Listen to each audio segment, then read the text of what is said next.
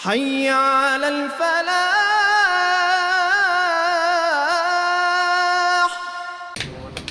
السلام عليكم ورحمة الله وبركاته. Waalaikumsalam warahmatullahi wabarakatuh. Alhamdulillahi Rabbil Alamin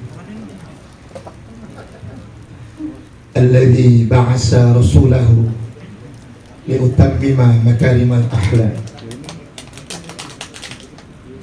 wa arsalahu rahmatan lil alamin. Wassalatu wassalam ala asrafil anbiya'i wal mursalin Sayyidina Muhammadin wa ala alihi al-mujahidin at-tahirin at-tayyibin wa ashabihi al-ghuril mayami wa man tabi'ahum bi ihsanin ila yaumiddin. Amma ba'du, qala Allah ta'ala qul in kuntum tuhibbunallaha fattabi'uni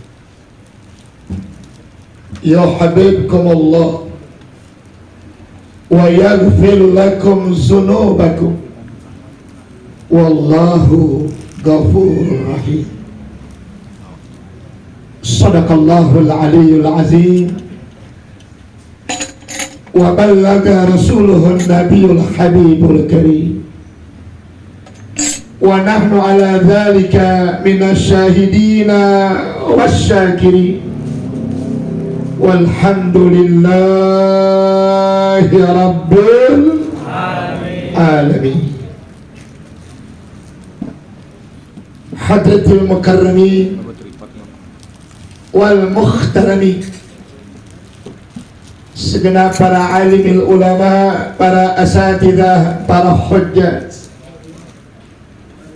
wabil khusus pimpinan dan pembina Majlis Taklim Darus Syabab, akhina fillahil mahbub al-mukarram wal mukhtaram al-ustadz Al-Had Haris Ambali, Haris Ubaidillah, dan para asatizah yang lainnya. Yang sama kita doakan mudah-mudahan segenap guru-guru kita yang hadir senantiasa Allah panjangkan umurnya, Amin. Allah sehatkan badannya, Amin. Allah murahkan rizkinya, Amin. Allah tambahkan ilmunya yang bermanfaat, Amin. Allah kuatkan iman Islamnya, Allah tingkatkan kesabarannya untuk senantiasa dapat membimbing kita semua ke jalan yang diridhai Allah Subhanahu wa taala. Amin ya rabbal Amin. Sama kita hormati pula segenap aparatur pemerintah, dalam hal ini Bapak RT kita, dan yang sama kita banggakan dan insya Allah dibanggakan Allah dan Rasulnya, segenap panitia pelaksana peringatan maulidnya Nabi kita Muhammad sallallahu alaihi wa alihi wasallam, yang telah bersusah payah dengan tenaga, waktu, fikiran, dan saya yakin tidak sedikit harta yang dikumpulkan dan dikeluarkan demi untuk acara peringatan maulid pada malam hari ini. Lagi-lagi sama kita doakan mudah-mudahan segenap panitia dan para donaturnya, baik yang tetap ataupun yang spontanitas, diberikan ganjaran pahala yang besar di sisi Allah Subhanahu wa taala. Amin. Dalam kitab I'anatut Talibin, babnya babul walimah, disebutkan di sana ada seorang paman Nabi yang begitu bengis luar biasa. Saking bengisnya ini paman Nabi, diabadikan namanya oleh Allah dalam Al-Quran, yakni tabbat yada tabbat yada abi lahabi wajah. Sampai istrinya pun termasuk yang namanya diabadikan Allah dalam Al-Quran. Wa mra'atuhu hammalatal hatab. Namun di satu sisi Abu Lahab punya kelebihan. Saat dan detik-detik akan dilahirkannya Nabi kita Muhammad Sallallahu Alaihi Wasallam, dia utus seorang pembantunya yang bernama Suwaibatul Aslamiyah untuk berkunjung ke rumah Sayyidah Aminah yang merupakan adik iparnya Abu Lahab. Maka Suwaibah keluar rumah Abu Lahab menuju rumahnya Sayyidah Aminah. Begitu Suwaibah keluar, dia melihat cahaya yang begitu luar biasa terangnya. Saking terangnya saudara, itu cahaya bisa menembus bukit, itu cahaya bisa menembus pegunungan, bahkan itu cahaya sampai ke beberapa negeri yang ada pada saat itu. Sehingga membuat penasaran Suwaibatul Aslamiyah, dari mana asalnya cahaya yang luar biasa ini. Cari saudara, ternyata cahaya itu keluar di rumahnya Sayyidah Aminah, cikal bakal ibunya Nabi kita Muhammad.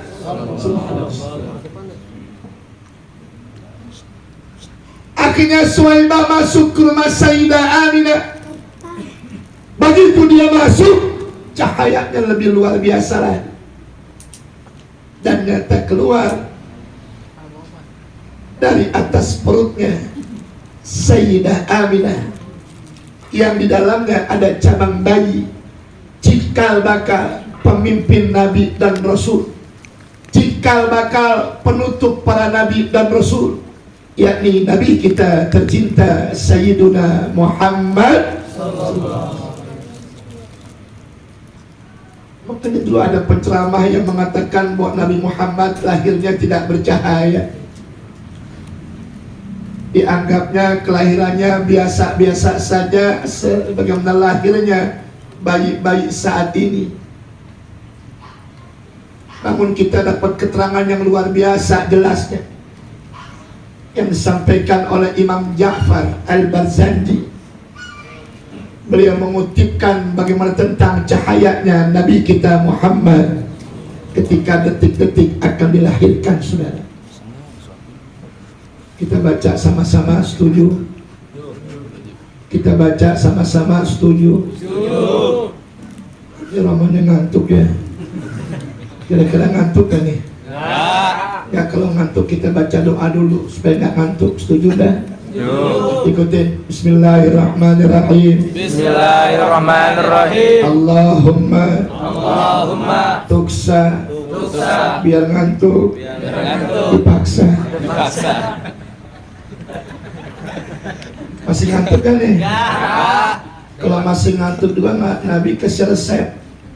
Kata Nabi, kullu da'in dawa'un, setiap penyakit pasti ada obatnya. Wadawa'u ngantukin jitakun, obatnya ngantuk, gajalnya masing-masing. Ya, kita baca nih syair yang dikarang oleh Imam Ja'far Al-Barzanji. Paling enak pakai hadroh nih, boleh nggak? Pakai hadroh, boleh nggak? Boleh ya, alhamdulillah. Amplop bagi dua. Gue isinya lu amplopnya. Ayo kita baca sama-sama. Anta Samsun, semuanya. Anta Nur, Anta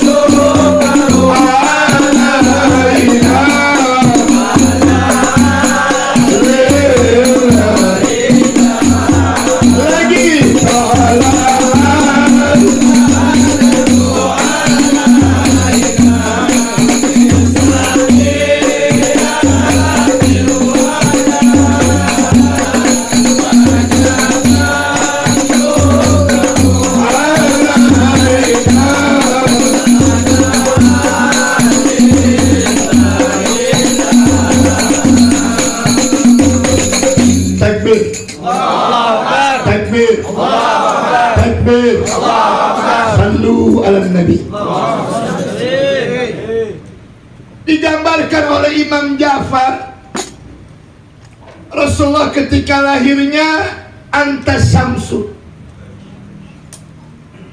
Ya Rasulullah, kau laksana matahari. Bercahaya tidak? Terang tidak?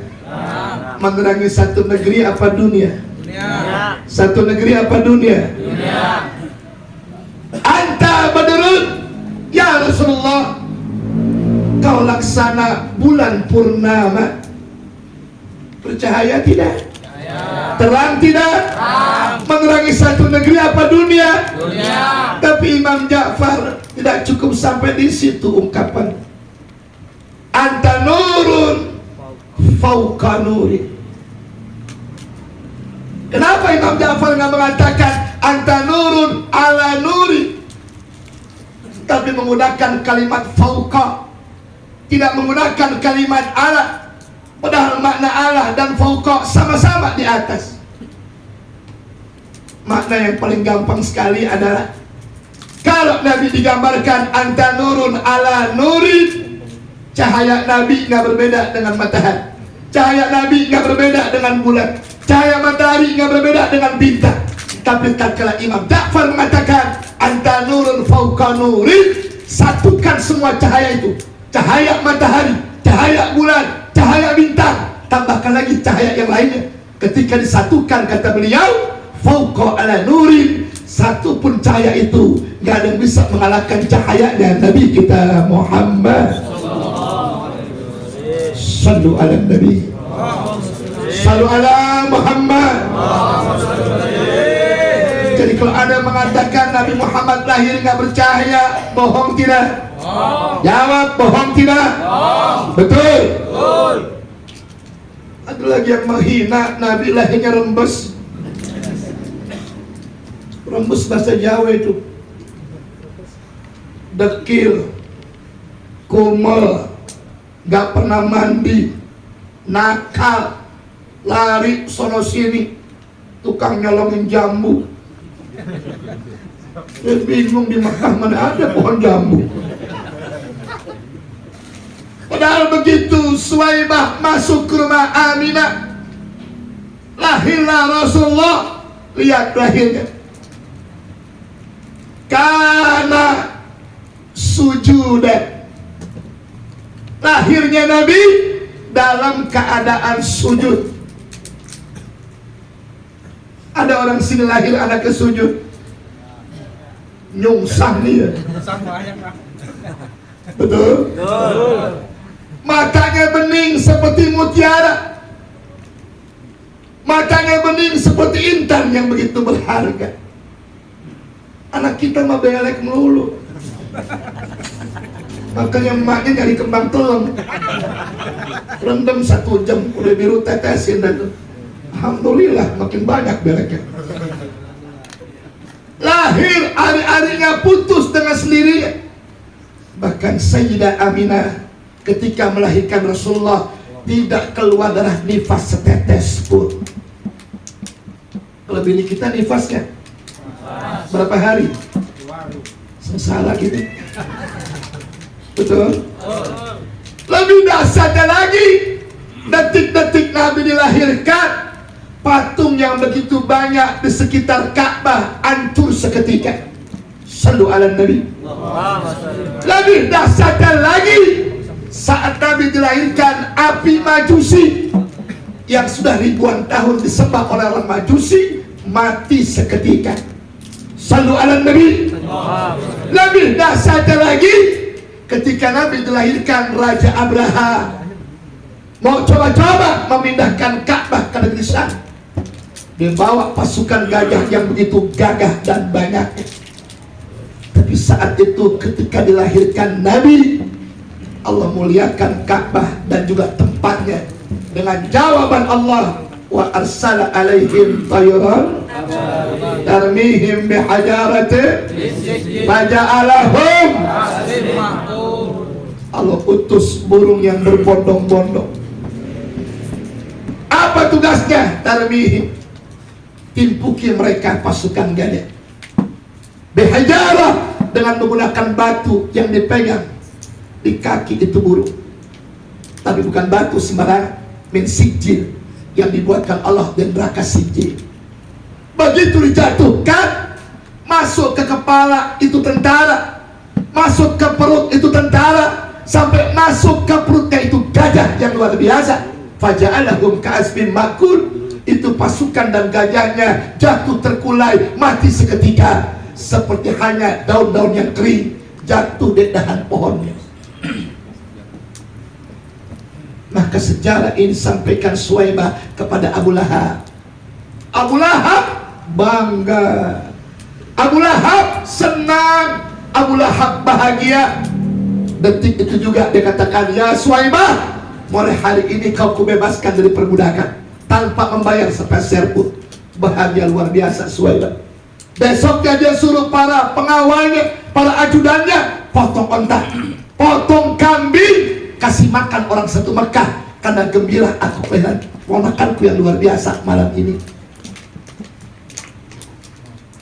Ketika Abu Lahab mati, Sayyidina Hamzah dalam tidurnya bermimpi bertemu dengan Abu Lahab.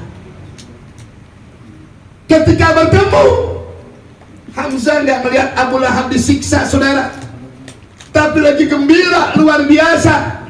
Ditanya oleh Hamzah, ya Abu Lahab, kau nggak di neraka, kau nggak disiksa? Apa kata Abu Lahab? Wahai Hamzah, ini hari Senin, saat-saat dilahirkannya Nabi kita Muhammad. Aku pernah gembira, wahai Hamzah, ku bebaskan Suwaibah dari perbudakan, ku potong onta kambing, kasih makan orang satu Mekah. Sampai ini hari, kata Abu Lahab, siksa kuburku setiap Senin diringankan oleh Allah. Saya mau tanya, Abu Lahab Islam apa kafir? Islam apa kafir? Jahat apa baik? Jahat. Tapi karena kegembiraannya ketika Nabi lahir, lihat Allah kasih luar biasa kelebihan. Setiap Senin siksa kuburnya diringankan oleh Allah. Apalagi kita yang sudah beragama Islam, beriman kepada Allah, beriman dengan Rasulullah, setiap datang bulan Maulid menimbulkan kegembiraan. Dibuktikan kegembiraannya dengan peringatan maulidnya Nabi kita Muhammad. Ada yang bantu dengan uangnya, ada yang bantu dengan makanannya, ada yang bantu dengan tenaganya, bahkan juga dengan pikirannya. Insya Allah jamaah yang hadir ini malam di hari kiamat masuk surga semua. Amin. Ya Rabbal Alamin. Makanya kalau minta bantuan buat maulid dengan sayang-sayang. Lihat Abu Lahab, jahatnya aja karena gembira dengan maulid, Allah kasih siksa kuburnya diringankan setiap Senin. Kita mah kadang-kadang datang panitia maulid cuma ngintip doang di hordeng. Bukan orang sini, orang sono juga pindahan sini. Begitu masuk belagu pakai buka dompet, pirit sono, pirit sini. Yang merah mau keluar, yang biru ngomong. Kata yang biru, nggak mungkin lu merah yang keluar. Emang kenapa biru? Lu mau paketan sebulan. Yang biru mau keluar, yang hijau ngomong. Kata yang hijau, nggak mungkin lu biru yang keluar. Emang kenapa? Lu mau Samsu 2 bungkus. Yang hijau mau keluar, yang ungu ngomong. Kata yang ungu, nggak mungkin lu hijau yang keluar. Kenapa? Lu mau beras 2 liter. Yang umum mau keluar, yang coklat ngomong. Kata yang coklat, nggak mungkin lu ungu yang keluar. Kenapa coklat? Jajar lu itu mah. Merah kagak, hijau kagak, biru kagak, ungu kagak, coklat kagak, yang keluar abu-abu. Dekil lecak dulu. Masya Allah, udah nyumbang sedikit nanya ada kebuli apa enggak.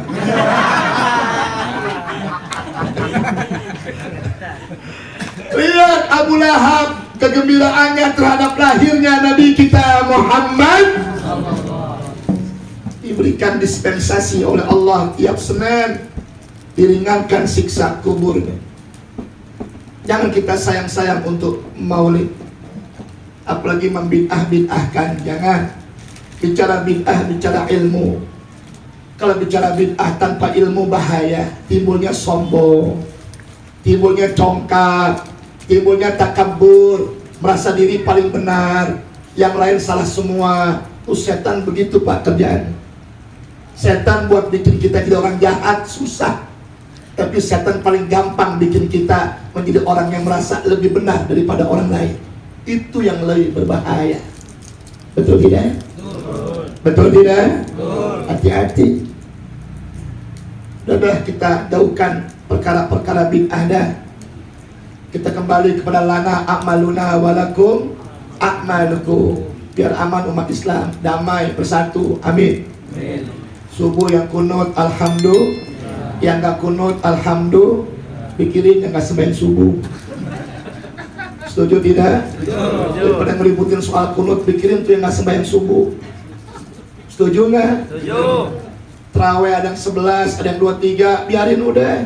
Yang 11 bagus, yang 23 juga bagus. Yang geblek yang nggak puasa. Udah nggak puasa, lebaran paling keren. Betul tidak? Betul tidak? Dengan ukhuwah kita perkuat. Setuju? Walaupun kadang-kadang juga suka gendeng, dihina melulu saya mereka tuh. Itu ustadz kerjanya doa orang mati melulu, kayak nyampe aja. Saya samperin tuh orang, nanti ngomong apa jadi? Ustadz kerjanya doa orang mati melulu. Emang kenapa? Nggak nyampe Pak Ustadz?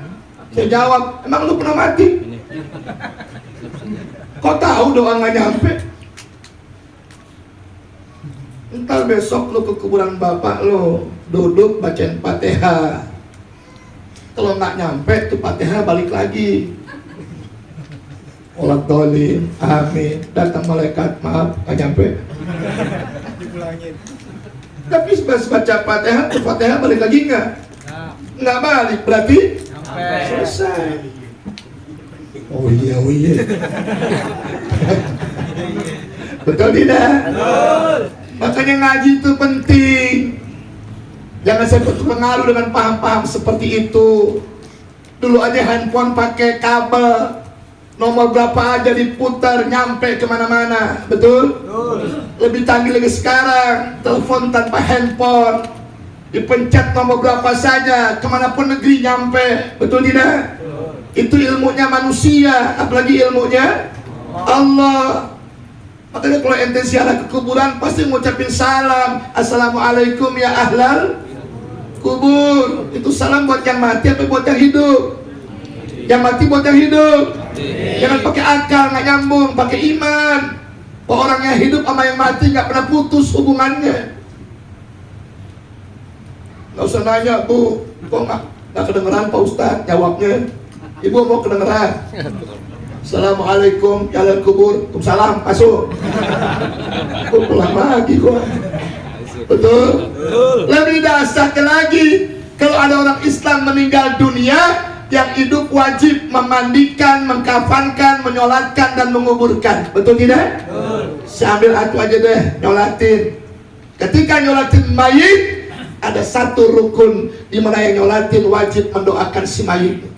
Kalau ada orang sembahyang mayitnya mendoakan mayitnya, maka batalah sholat mayitnya. Di sini pentingnya kita ngaji. Oh, mayatnya laki-laki, Allahumma fillahu warhamhu wa'afihi. Oh, mayatnya perempuan, Allahumma fillaha warhamha wa'afiha. Laki-laki hu perempuan, laki-laki hu perempuan, laki-laki hu perempuan. Kenapa perempuan hak? Karena perempuan pakai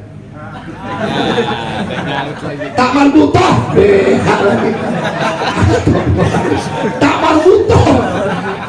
Dia bilang BH siapa? Pakai tak marbutoh, tak yang bulat titiknya dua. Itu menunjukkan isi muannas. Kata jenis perempuan nggak boleh pakai hu, mesti pakai ngaji. Makanya Tukang ngaji saya takut sok nyolatin mayit, dengar kabar yang meninggal bencong. Mau pakai hu perempuan, mau pakai hak laki-laki, dua-duanya dibaca huha-huha. Udah, kita jauhkan perkara-perkara seperti itu. Betul tidak? Kembalikan ukhuwah Islamiyah, setuju? Kembalikan persatuan umat Islam, setuju? Apapun yang menjadi masalah di tengah-tengah umat Islam, yang terbaik cari jalan keluarnya, bukan cari perdebatannya. Mudah-mudahan manfaat dunia akhirat. Amin ya rabbal alamin. Insya Allah. Oke, demi Allah Pak, kalau peringatan maulid yang ada orang tua itu hal yang biasa, tapi peringatan maulid yang ada anak-anak muda itu yang luar biasa. Amin dong. Amin. La ilaha illallah. Kekenyangan pastel.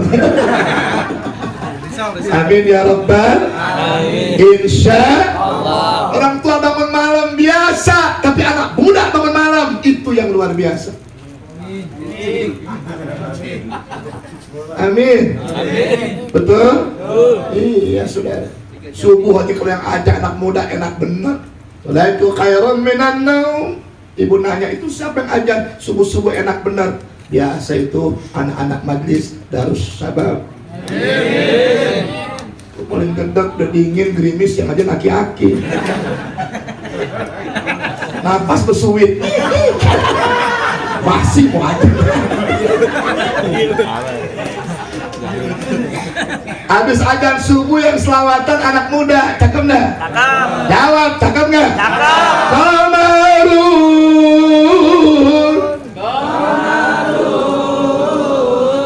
Kamarun sidan Nabi.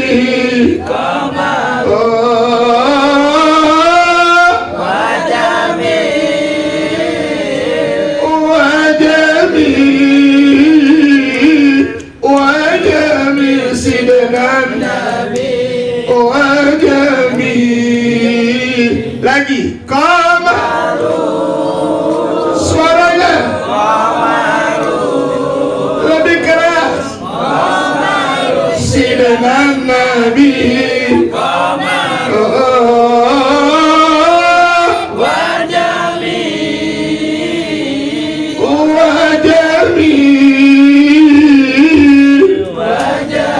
sidan Nabi.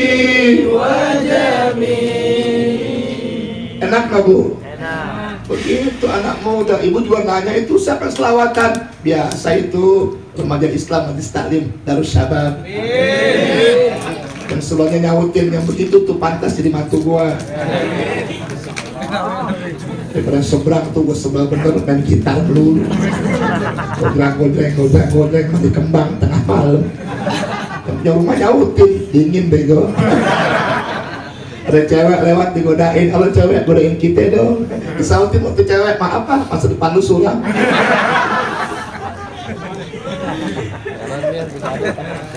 Udah gerimis dingin, yang selawatan aki-aki, huruf deh nggak jelas.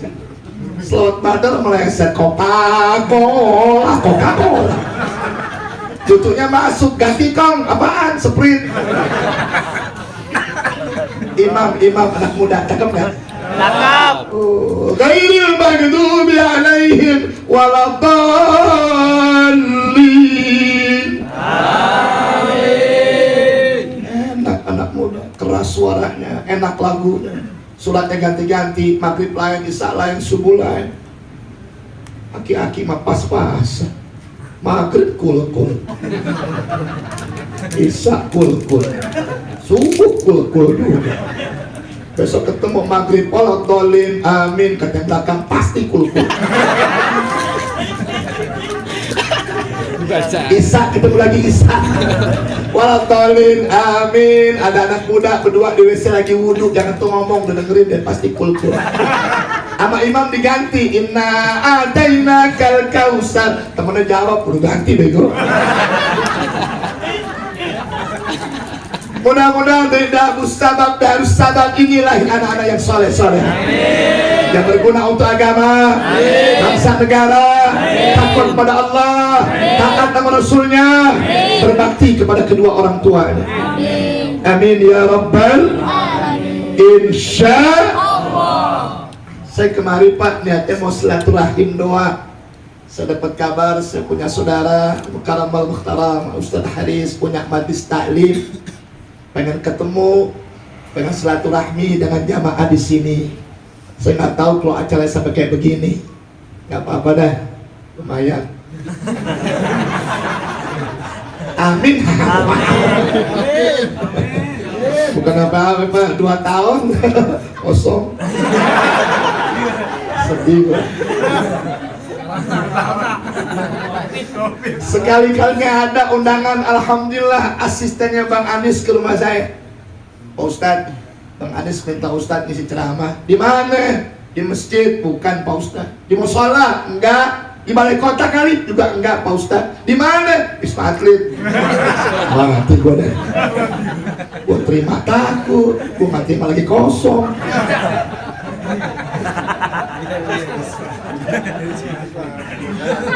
Bu, Wisma Atlet, Ustadznya Covid. Datang saya ke sana itu. Terus ceramah saya tanya, kenapa mesti saya sih Bang Anis yang ceramah? Saya tahu lah karakternya Pak Ustadz, kalau ceramah bikin imun naik. Jamaah gembira, jamaah senang. Alasannya apa Bang Anis? Saya baca kitab Pak Ustadz. Ada seorang ahli kesehatan Islam namanya Ibnu Sina. Oh, yang namanya kepanikan, rasa takut, was-was, itu setengah penyakit di tubuh manusia. Tapi catat kegembiraan, kesenangan, rasa aman, rasa nyaman, rasa tentram di hati, itu setengah obat di hati manusia. Puncaknya kesabaran, itu merupakan awal kesembuhannya suatu penyakit. Wasta'inu bisabri wassalah. Luar biasa tuh Bang Anis. Layak jadi presiden itu.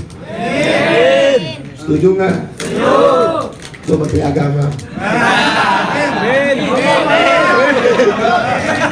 Saya Menteri Agama, insya Allah berangkat haji gratis. Berangkat masing-masing. Nanti Ustadz Haris sudah diangkat jadi menteri. Menteri Peranan Wanita.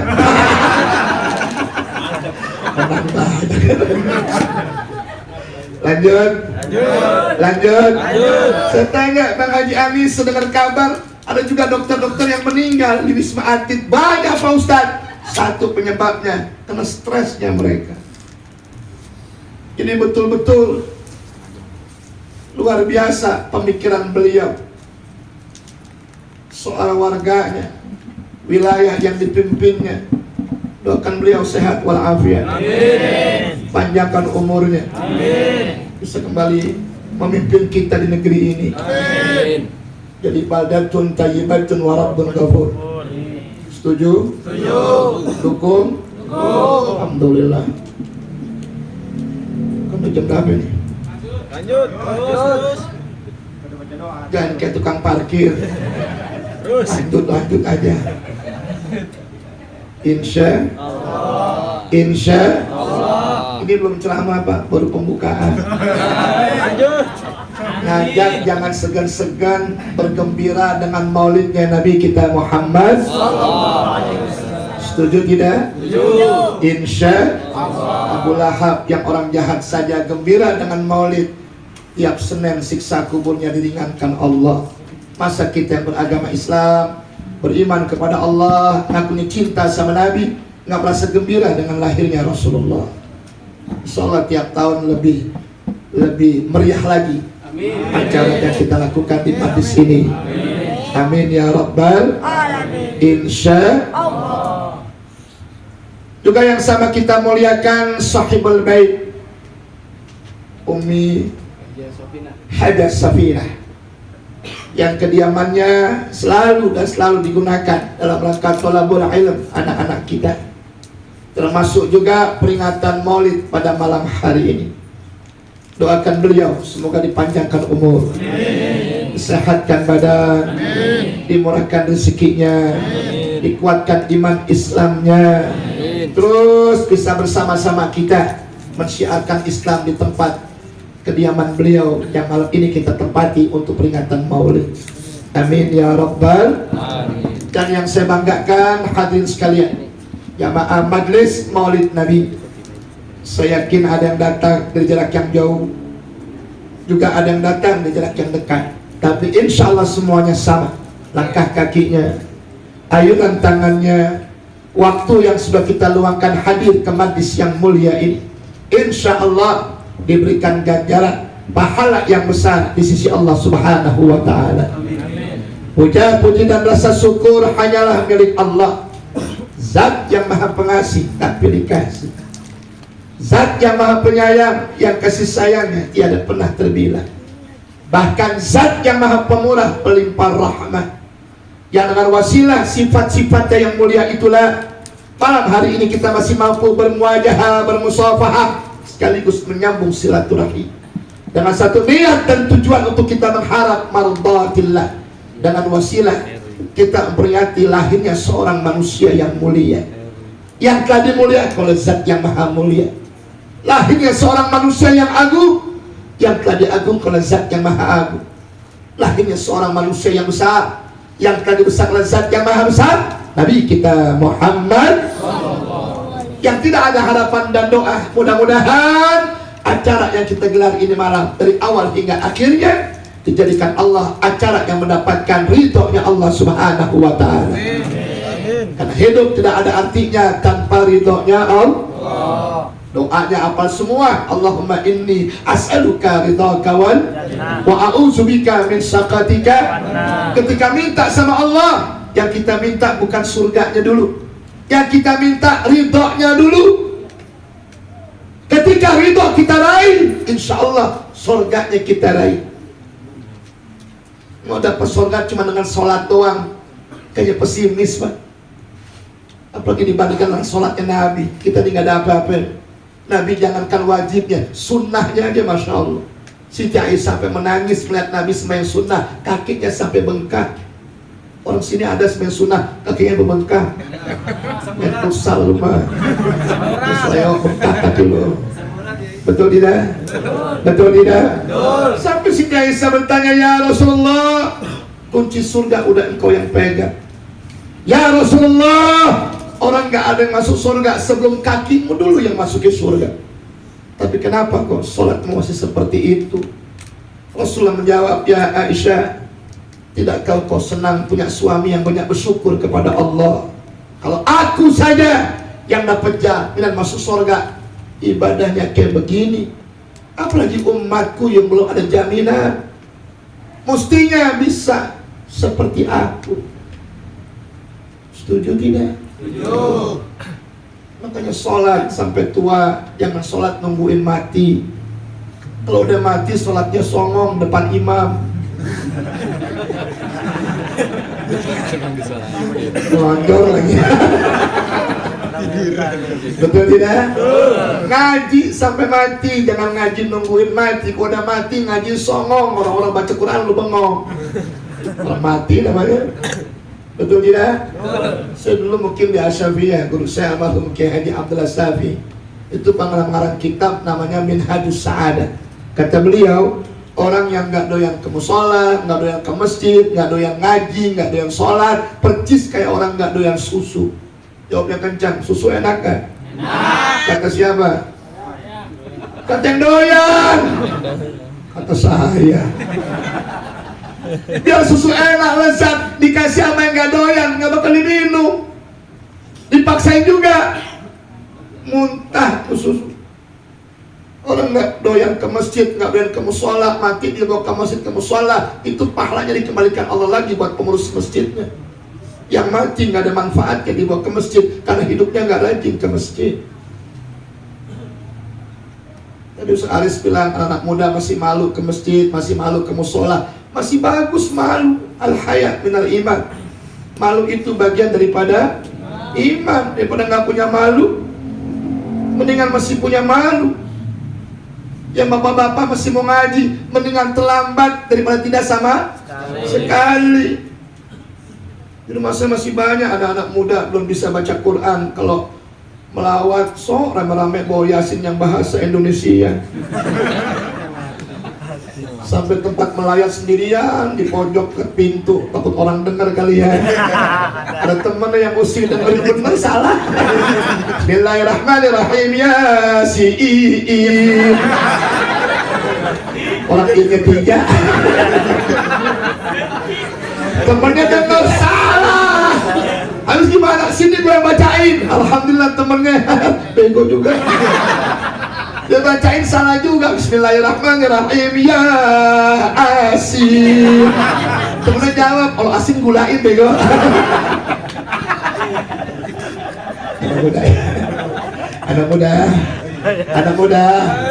Anak muda, masih mending masih punya malu ketimbang gak punya rasa malu.